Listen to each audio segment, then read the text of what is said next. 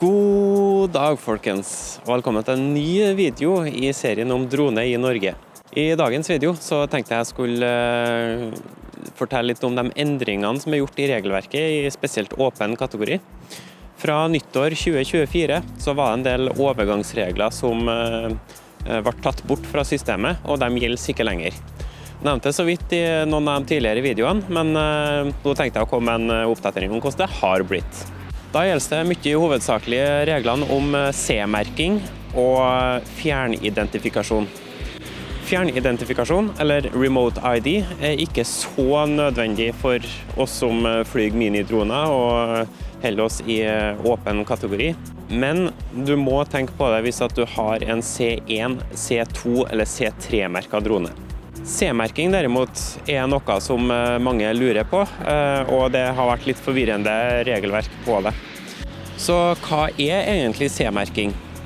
Det er en klassemerking av droner som beviser at droner oppfyller en del krav. Det er det i hovedsak produsenten selv som merker, og alle nye droner som selges i dag skal være merket med C-godkjenning. Basically så gjelder det nå at for å kunne fly i spesifikk kategori, så må du ha en C-merket drone. Det er ingen unntak på det. I åpen kategori derimot så kan du fly uten C-merking, men da må du enten innenfor A3, der kan du fly opp til 25 kilos drone uten C-merking. Skal du fly under kategori A1, så må du holde deg under 250 gram. Du kan også ettermerke droner, så fremt den inngår i godkjente lister. En liste på det finner du på EASA sine hjemmesider. Det er allerede en rekke droner som er kvalifisert til å få en C-merking i ettertid. Da må du gjennom en prosess for å få tilsendt en fysisk merking som du skal feste på dronen. Og så er det et lite punkt som er viktig å huske på. Hvis at du har en C-merket drone, og så skal du legge til noe ekstrautstyr på den, eksempelvis at du har handlet noe landingsunderstell, eller du har satt på en remote ID-modul, noe strobelys eller noe sånne ting, som ikke er levert fra samme produsent, da vil ikke den C-merkingen være gyldig lenger. Du kan fortsatt fly med ekstrautstyr som ikke er levert av produsenten av droner, men det vil si at da må du eksempelvis over på A3 underkategori. I åpen kategori så har C-merkingen grader fra C0 til C4. På C0 er det ikke noe krav til fjernidentifikasjon, men C1, 2 og 3, der må du ha fjernidentifikasjon. Dersom droner ikke har innebygd, så går det an å få tak i en add-on med remote ID, eller fjernidentifikasjon. Det er ikke noe problem å feste på det, men vær oppmerksom på igjen da, at C-merkingen på droner kanskje feller ut. Du kan også fly i underkategori A1 dersom du har en C0 eller C1-merket drone. C1-merket drone derimot kan ikke overskride 900 gram. Overgangsregelen for flyging i A1 er fjernet fra 1. januar. Det gjaldt basically en drone som ikke var C-merket, og som var under 500 gram. Og er droner over 250 gram, så kan du ikke lenger fly i A1, så fremt du ikke har C-merking.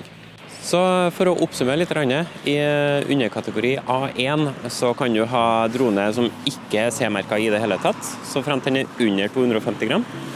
Du kan ha en C0-merket drone, og du kan ha en C1-merket drone, som da må være under 900 gram. Da er det samme reglene som gjelder som tidligere.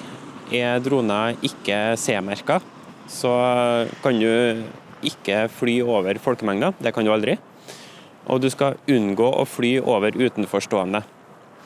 Har droner C1-merking, så vil det da si at den er litt større vanligvis, og litt tyngre og litt mer energi når den eventuelt skulle ramle ned. Da får du ikke lov til å fly over utenforstående i det hele tatt. Når det gjelder pilotkompetansen for A1, så må du, hvis droner ikke har C-merking og den er under 250 gram, så må du egentlig bare kjenne til brukermanualen til droner. Skal du fly en C1-merket drone i underkategori A1, så må du ha registrert deg på flydrone.no, og så må du ha tatt det A1-A3-kurset som de har der, med tilhørende eksamen. Det samme gjelder hvis du skal fly i underkategori A3, da må du også ta den eksamen der, og du må kjenne til brukermanualen til droner. I A3 så kan droner ha C2, C3 og C4-merking. Er droner ikke C-merket og over 250 gram, så må du fly i underkategori A3. Flyr du i A3, så kan droner veie fortsatt opp til 25 kilo. Da må du litt lenger unna objekter og folk. Da er det 150 meter som gjelder, og det gjelder fra bolig, næring, industri og rekreasjonsområder. Og rekreasjonsområder kan for eksempel være trolltunger, sånn type turistattraksjoner, eller parker hvor det samles en del folk. I underkategori A2 så er alt av droner uten C-merking fjernet. Så det vil si at har du en gammel drone uten C-merking, så kan du faktisk ikke fly den i A2 noe lenger. Skal du fly i underkategori A2, så må droner være merket fra produsent til C2-merking. Og reglene for flyging i A2 er at du må være 30 meter horisontalt fra utenforstående. Har du saktemodus på droner, så kan avstanden reduseres til 5 meter. Det er samme som det var tidligere. Så må du ha tatt A2-kurs, og du må ha tatt en tilhørende eksamen på en trafikkstasjon.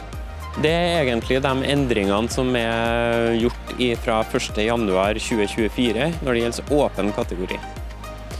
Det er ikke så mye å tenke på, i hvert fall ikke om man har en minidrone under 250 gram. Da kommer man unna mye av det samme som man gjorde tidligere også, selv om droner ikke er C-merket. Det var det jeg tenkte å si i dagens video. Jeg håper du lærte noe nytt, eller at ting ble litt mer oppklart for deg. Det er litt å passe på de reglene som byttes, og som man kanskje ikke har helt kontroll på i utgangspunktet. Rop ut hvis det er noe mer du lurer på, så skal jeg prøve å svare deg. Du kan både kommentere under i videoen her, du kan sende meg en PM, eller du kan bruke kontaktskjema på hjemmesiden. Så har jeg et spørsmål til deg til slutt. Har du funnet et behov for en dronepilot ennå? Vi snakkes.